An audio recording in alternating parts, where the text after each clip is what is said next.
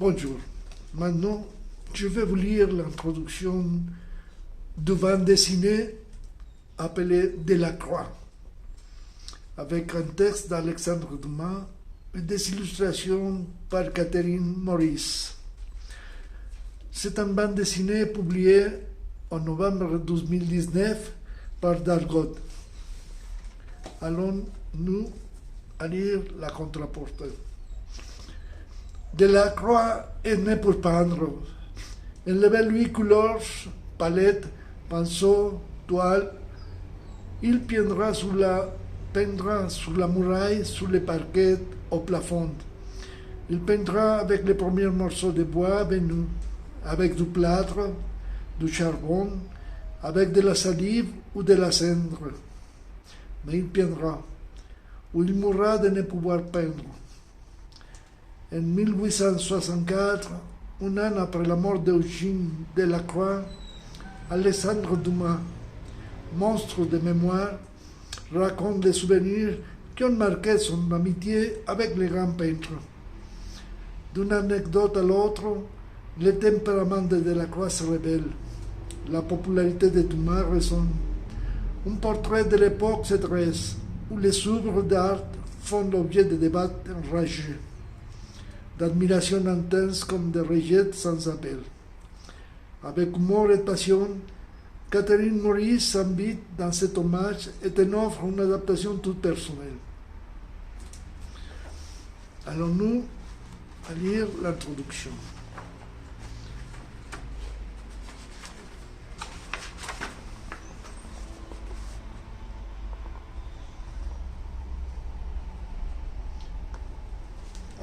Un autoportrait.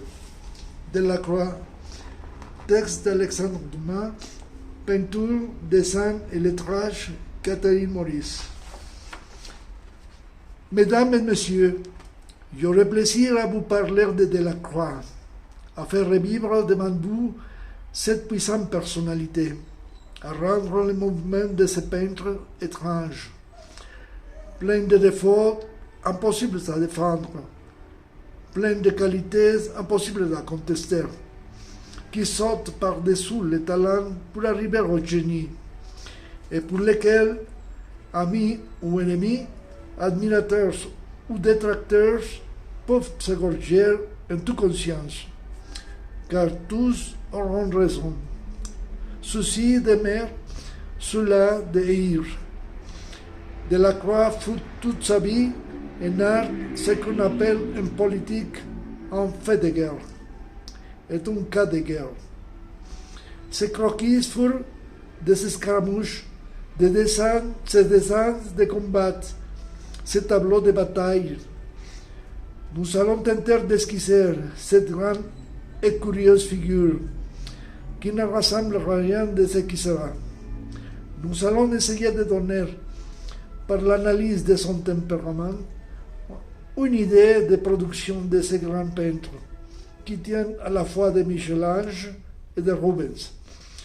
Moins bon dessinateur que le premier, moins bon compositeur que le second, mais plus fantasiste que l'un et l'autre. Bien.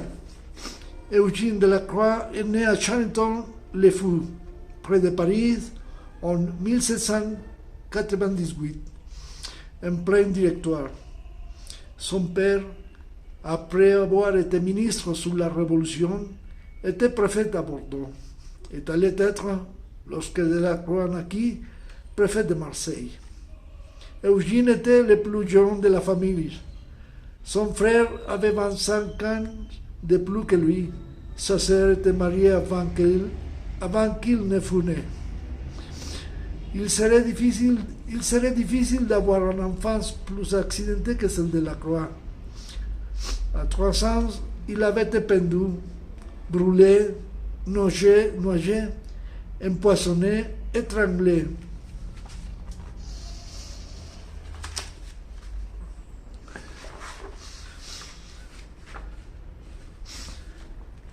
Ce sont sans doute ces événements qui ont fait dire à un biographe pessimiste que Delacroix avait eu une enfance malheureuse. Mais Nous croyons avoir mieux trouvé le mot en disant accidenté.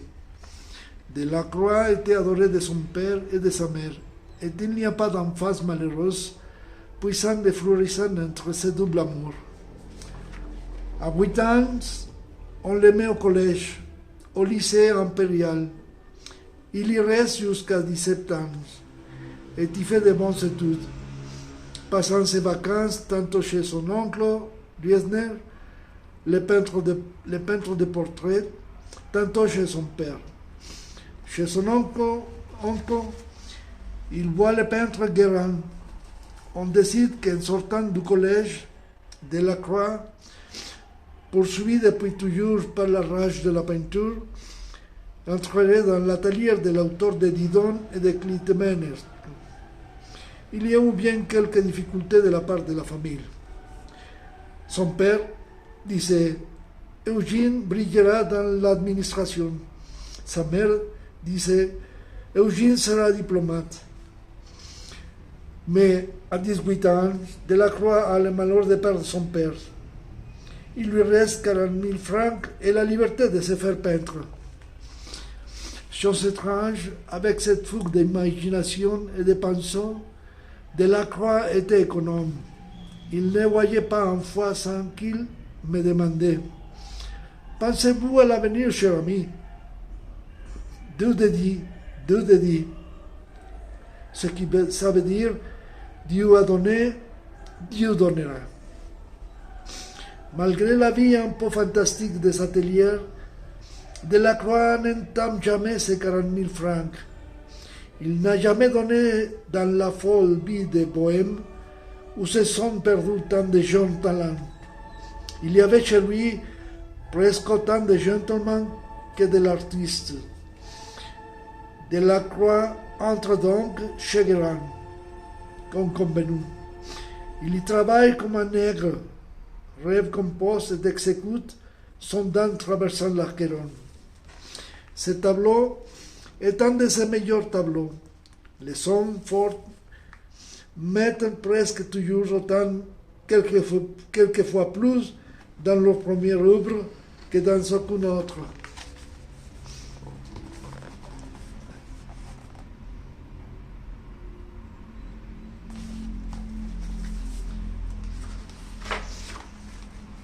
Le dernier coup de pinceau donné au sombre passage des enfers,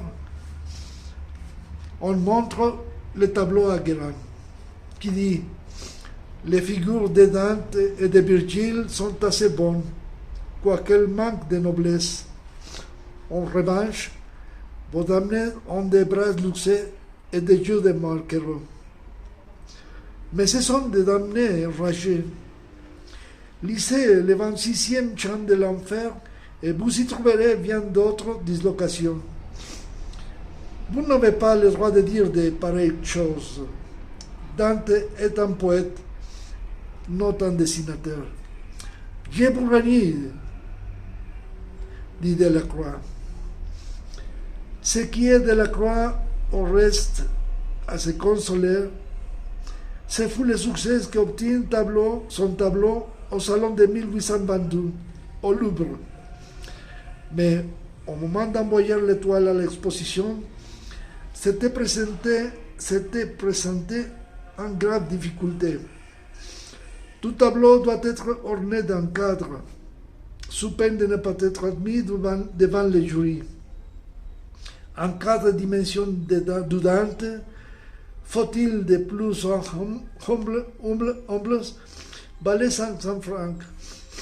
100 cents, je ne possède même pas la cinquième de cette somme, dit Delacroix. Par bonheur, un charpentier qui habitait la même maison que lui offrait de lui en faire un gratis.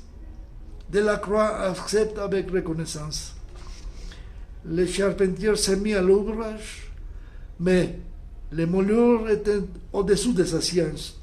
Il fit un cadre plat, c'est-à-dire qu'il assemble 4 planches de 10 cm larges. Le cadre, il peut influer en bien ou en mal sur l'effet du tableau. Delacroix, qui étendit une couche de colle de poisson, et sur cette colle, avec de la poudre d'or, fit un sable. Il obtint ainsi quelque chose qui ressemblait à un cadre et emporte le tout au Louvre. Certains d'entre vous savent peut-être ce qui éprouve d'angoisse un jeune peintre qui, le jour de l'ouverture de l'exposition, se présente à la porte du musée sans savoir si son tableau est admis. Delacroix faisait que des premières, et dès que la porte fut ouverte, il se précipita dans les galeries. Tout à coup, en arrivant au salon carré, il dit « Mon tableau resplendit dans un cadre magnifique. » Alors, vous devez être contente. Et de quoi, monsieur? Bah, du superbe cadre que le baron Gros a fait mettre à votre tableau. Mais, et l'autre cadre, il est arrivé un morceau. D'ailleurs, ce monsieur du jury, on dit qu'il n'était pas digne de la toile. Sauf toutefois que son odeur de marée séchait au sujet. Delacroix reste au salon tant que le salon fut ouvert, visitant les autres salles, regardant les autres tableaux, revenant toujours au salon carré et à son tableau. Mais il faut lui rendre cette justice. Aussitôt le salon ferme, il courut droit chez le peintre Gros, qui demeurait alors rue de la Vieille Comédie, en face du café Procope. Delacroix sonne, tout ému et tout tremblante, et c'est le baron Gros lui-même qui vient lui ouvrir. « Qui êtes-vous et que me voulez-vous? Monsieur le baron, je viens vous remercier. De quoi? D'avoir fait mettre un cadre à mon Dante. Ah, vous êtes le jeune homme au bateau. Je vous connais, je vous ai vu chez Guérin. Savez-vous que vous nous avez fait tout bonnement un chef-d'œuvre de couleur j'entends. Parce que le dessin, ce n'est pas votre fort. Venez chez nous, nous vous apprendrons à voir un modèle juste.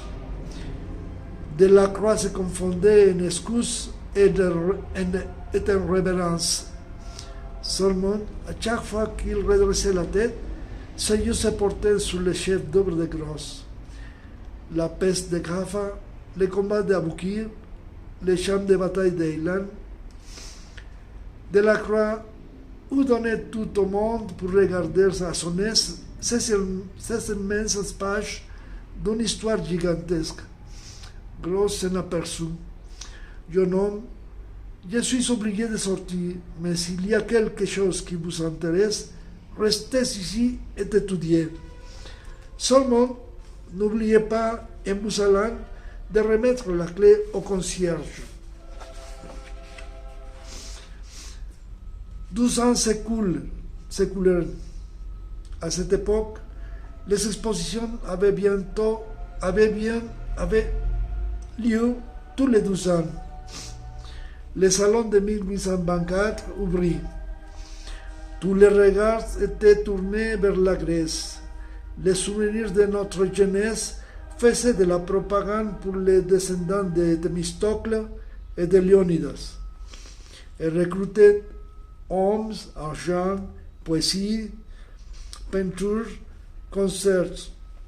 On chantait, on peignait, on vérifiait, on enquêtait en faveur des Grecs. Quoiqu'on se fût déclaré turcophile, ou couru risque d'être lapidé comme Saint-Étienne. Delacroix expose sa fameuse scène du massacre de Scio. Sa toile occupait une des meilleures places du salon carré. C'était Horace Vernet qui l'avait fait placer là, rendant hautement justice à ce peintre qui, content de la place qu'il s'était fait, n'a jamais jalousé celle de personne. Cette fois, lors de la discussion, avait sonné. Vous la voyez cette toile, n'est-ce pas? Ferme et lumineuse comme un Véronèse qui n'aurait pas encore été verni. Plein de poésie avec cela et de poésie moderne. Entendons-nous la manière d'Hugo ou de Byron. Je crois que c'est une excellente chose que de s'échauffer à faire des vers, rimes ou non sur un sujet pour pouvoir le peindre avec feu. La main du peintre est encore un peu ignorante dans l'exécution. Les contrastes de tons sont peut-être un peu exagérés au profit de la lumière.